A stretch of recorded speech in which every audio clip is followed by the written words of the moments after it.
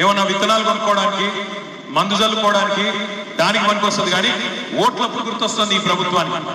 ఒక్కసారి దయచేసి ఇక్కడికి వచ్చిన విద్యావంతులు ఆలోచించాలి. ఇప్పుడే అక్క చెప్తా ఉంటే విన్నా, సత్యవతి అక్క ఏమన్నారు, రేవంత్ రెడ్డి గారు 5 నెలల కిందట నాకు ఒక్క అవకాశం ఇవ్వండి, నేను డిసెంబర్ 9 నాడు అటు ప్రమాణ స్వీకారం చేయగానే 2 లక్షల రుణమాఫీ తక్షణమే వెంబడే సంతకం పెడతాను. గుర్తుందా లేదా మీకు డైలాగ్? మర్చిపోయినప్పుడే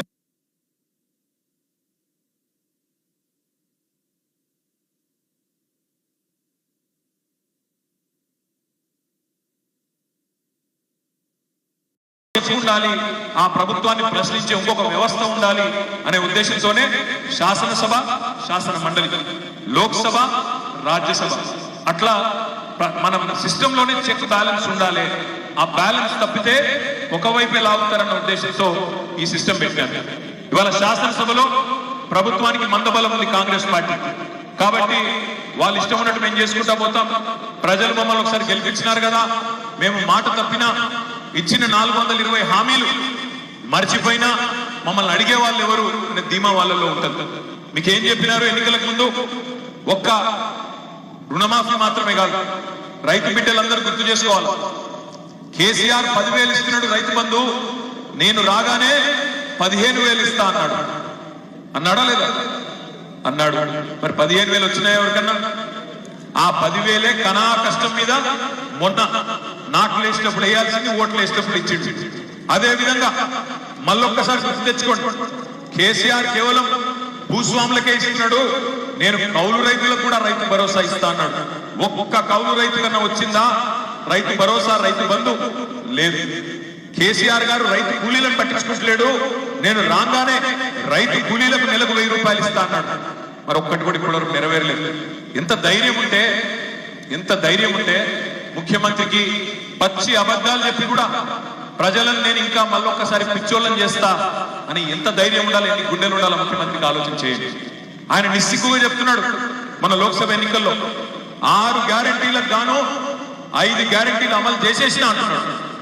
నాకైతే మరి మీ ఇల్లెందులో ఏమైనా ప్రత్యేకంగా అమలు చేసిండేమో నాకేం తెలియదు. కానీ నాకు తెలిసి ఒక గ్యారెంటీలో ఒక ఉప హామీ మాత్రమే అమలైంది. ఏదది? ఒక ఫ్రీ బస్సు. ఇక ఆ ఫ్రీ బస్ ఎంత అందంగా ఉందో నాకంటే బాగా మీరే చూస్తున్నారు. మహిళలు అనుకుంటున్నారు, చుట్లు పట్టుకుంటున్నారు, మగవాళ్ళేమో టికెట్లు కొని తిట్టుకుంటా ఉన్నారు. ఎందుకు పెట్టిండయ్యా ఈ ఫ్రీ బస్ అని చెప్పి అటు లేడీస్ తిట్టుకుంటున్నారు, ఇటు మగవాళ్ళు కూడా తిట్టుకునే పరిస్థితి. ఇక్కడికి వస్తుంటే ఇప్పుడే హరిప్రియ గారు చెప్తున్నారు, నిన్న కొనిజర్ల దగ్గర, మన ఖమ్మం జిల్లాలో కొనిజర్ల దగ్గర ఒక లేడీ ఫుడ్ బోర్డింగ్ చేస్తుంటే కింద పడి, బస్సు టైర్ కింద పడి చచ్చిపోయిందన్న అని చెప్పి ఇప్పుడే ఇక్కడికి వస్తా ఉంటే చెప్తా ఉన్నారు. ఎందుకు చెప్తా ఉన్నా ఇదంతా అంటే, ఒక్క ఉప హామీ 6 గ్యారెంటీల్లో 13 హామీలు ఉంటే ఒక్క హామీని, ఆ 13లో ఒక్క హామీ అమలు చేసి ఈ ముఖ్యమంత్రి నిస్సిగ్గుగా నేను అన్ని అమలు చేసిన అని చెప్పి పచ్చి అబద్ధాలు చెప్తా ఉన్నాడు. మరి పచ్చి అబద్ధాలు చెప్పే ముఖ్యమంత్రికి, ప్రభుత్వానికి కర్రు కాచి వాల్త పెట్టాల్సింది మీరే అనే మాట, విద్యావంతులే అనే మాట నేను విజ్ఞప్తి చేస్తా ఉన్నాను. ఎందుకంటే మీరు పట్టించుకోకపోతే, మీరు ఉదాసీనంగా ఉంటే ఆయన మరిన్ని అబద్ధాలు ఆడుకుంటూ నేను అసలు రేపు హామీలే ఇయ్యలేదంటాడు. నేను 420 హామీలు ఇయ్యలేదు, గ్యారెంటీలు చెప్పనే లేదు, ప్రజలేదో భ్రమలో పడి నాకు ఓటేసినారని చెప్పి బుకాయించి తప్పించుకునే ప్రయత్నం కూడా చేస్తాడు. మీరు ఇంకొక విషయం గమనించండి, ముఖ్యమంత్రికి ఎంత విశ్వాసం ఉంది అబద్ధాల మీద అంటే, ఆయన పాప నిజాన్ని చెప్పాలంటే రేవంత్ రెడ్డి తప్పు కాదు. రేవంత్ రెడ్డి ముందే చెప్పినాడు. ఏం చెప్పినాడు? ప్రజలు మోసపోవాలనే కోరుకుంటారు, ప్రజలు మోసగాలనే నమ్ముతారు. మేము చూసారా వీడియో? చూడలేదు. చూడకపోతే హరిప్రియ గారికి చెప్పి ఆ వీడియో మళ్ళీ పంపిస్తాను, చూడండి. చాలా నిజాయితీగా చెప్పిండు ఆయన తప్పేం లేదు. ఏం చెప్పిండు? ప్రజలు మోసగాలనే నమ్ముతారు, మోసపోవాలనే కోరుకుంటారు, అందుకే మేము మోసం చేస్తాము రాజకీయ నాయకులు అని చెప్పి చాలా నిజాయితీగా చెప్పింది. తప్పు ఆయనది కాదు, తప్పు మనది. ఎందుకంటే ఒక్కసారి ఒక వ్యక్తి చేతిలో మోసపోతే ఆ వ్యక్తి తప్పు అవుతుంది, మోసం చేసిన వాడు తప్పు అవుతుంది. కానీ రెండవసారి కూడా అదే వ్యక్తి చేతిలో మోసపోతే ఈసారి తప్పు మనదైతుంది అనే మాట దయచేసి గుర్తుపెట్టుకోండి. ఇక్కడ వచ్చిన మా విద్యావంతులైన గ్రాడ్యుయేట్లు నేను అడుగుతా ఉన్నాను, మీకేం చెప్పిండు రేవంత్ రెడ్డి? మొదటి సంవత్సరం లోపలే 1 ఇయర్ లోపలనే 2 లక్షల ఉద్యోగాలు భర్తీ చేస్తా అని చెప్పిండు ప్రభుత్వంలో. చెప్పిండా చెప్పలేదా? చెప్పిండా? మీరు అసలు వినలేదా?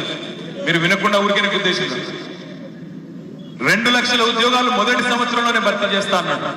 ఎంత ధైర్యం ఉండాలా ముఖ్యమంత్రి గారికి అబద్ధం చెప్పడానికి? ఇవాళ ఆయన చెప్తున్నాడు 30,000 ఉద్యోగాలు ఇచ్చేసినా అని చెప్తున్నాడు. ఎక్కడి నుంచి ఇచ్చిండు 30,000 ఉద్యోగాలు? ఒక ఉద్యోగం ఇవ్వాలి అంటే ముందు నోటిఫికేషన్ ఇవ్వాలి, తర్వాత పరీక్ష పెట్టాలి, ఆ తర్వాత ఇంటర్వ్యూ పెట్టాలి, ఆ తర్వాత నియామక పత్రం అపాయింట్మెంట్ లెటర్ ఇవ్వాలి. మరి రేవంత్ రెడ్డి గారు వచ్చినాక ఎన్ని నోటిఫికేషన్లు ఇచ్చింది? ఇప్పటికీ ఒక్కటి కూడా ఇవ్వలేదు. ఒక్కటంటే ఒక్కటి ఇవ్వలేదు. కానీ రేవంత్ రెడ్డి గారు ధైర్యం చూడండి. పిల్లలు పుట్టినరంట, పెళ్లి కాలేదంట, సంసారం అయిపోయిందంట, పిల్లలు మాత్రం పుట్టినరంట.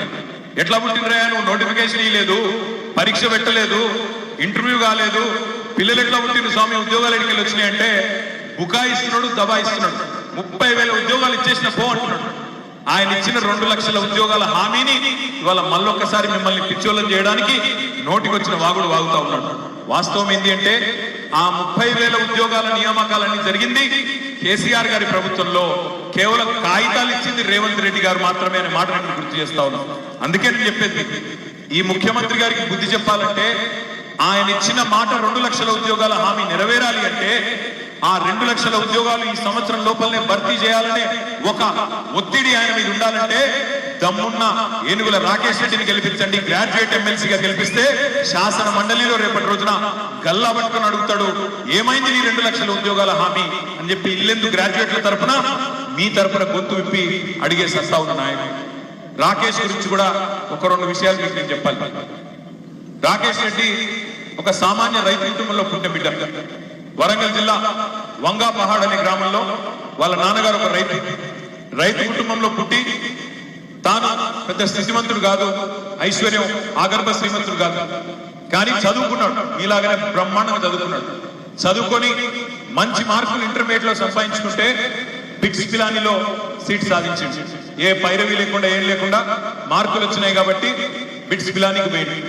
బిట్స్ పిలానీలో ఇంజనీరింగ్ తో పాటు ఎంఎస్ కూడా అక్కడే కంప్లీట్ చేసి గోల్డ్ మెడల్ సాధించిన బ్రహ్మాండమైన అభ్యర్థి ఇవాళ రాకేష్ రెడ్డి గారు. గోల్డ్ మెడల్ వచ్చింది, బ్రహ్మాండంగా బీటెక్ ఎంఎస్ అయిపోయింది. ఆ తర్వాత వాళ్ళ కుటుంబం సలహా ఇస్తే అమెరికా పోయిండు. 7 సంవత్సరాల పాటు అక్కడ ఐటీ ఉద్యోగం కూడా చేసేసి, కానీ అక్కడ లక్షల కోట్ల రూపాయలు సంపాదించుకున్నా దాంతో ఆయనకి ఆనందం రాలేదు, సంతృప్తి రాలేదు.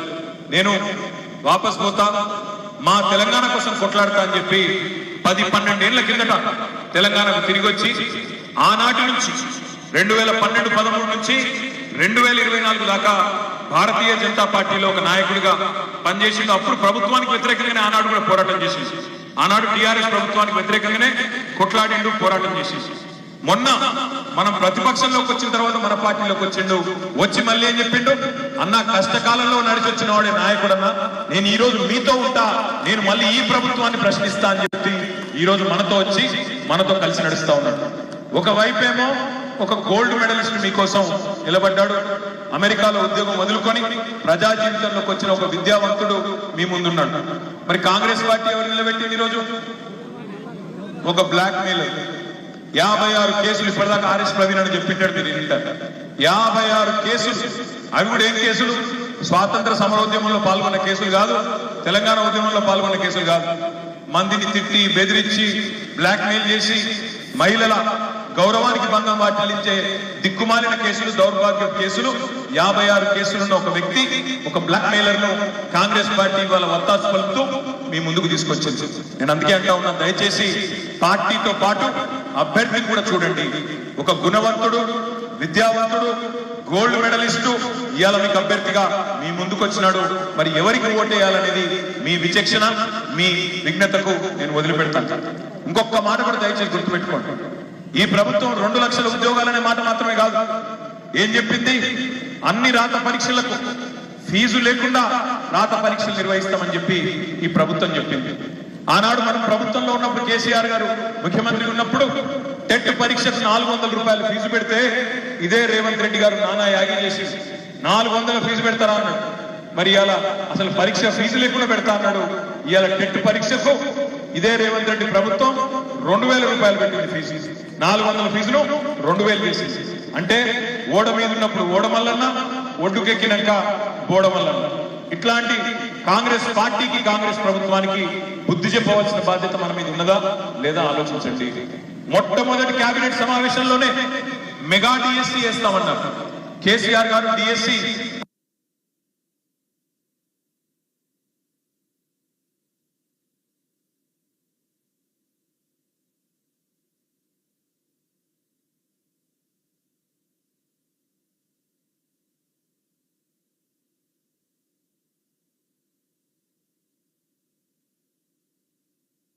ఉద్దేశంతోనే శాసనసభ, శాసన మండలి, లోక్సభ, రాజ్యసభ అట్లా మనం సిస్టంలోనే చెక్ బ్యాలెన్స్ ఉండాలి.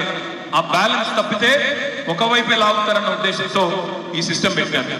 ఇవాళ శాసనసభలో ప్రభుత్వానికి మందబలం ఉంది కాంగ్రెస్ పార్టీ కాబట్టి వాళ్ళు ఇష్టం ఉన్నట్టు మేము చేసుకుంటా పోతాం. ప్రజలు మమ్మల్ని ఒకసారి గెలిపించినారు కదా, మేము మాట తప్పినా ఇచ్చిన 420 హామీలు మర్చిపోయినా మమ్మల్ని అడిగే వాళ్ళు ఎవరు అనే ధీమా వాళ్ళలో ఉంటుంది. మీకేం చెప్పినారు ఎన్నికలకు ముందు? ఒక్క రుణమాఫీ మాత్రమే కాదు, రైతు బిడ్డలందరూ గుర్తు చేసుకోవాలి. కేసీఆర్ 10,000 ఇస్తున్నాడు రైతు బంధు, నేను రాగానే 15,000 ఇస్తా అన్నాడు. అన్నాడా లేదా? అన్నాడు. మరి 15,000 వచ్చినాయి ఎవరికన్నా? ఆ 10,000 కనా కష్టం మీద మొన్న నాట్లు వేసినప్పుడు వేయాల్సింది, ఓట్లు వేసినప్పుడు ఇచ్చింది. అదే విధంగా మళ్ళొక్కసారి గుర్తు తెచ్చుకోండి, కేసీఆర్ కేవలం భూస్వాములకే ఇస్తున్నాడు, నేను కౌలు రైతులకు కూడా రైతు భరోసా ఇస్తా అన్నాడు.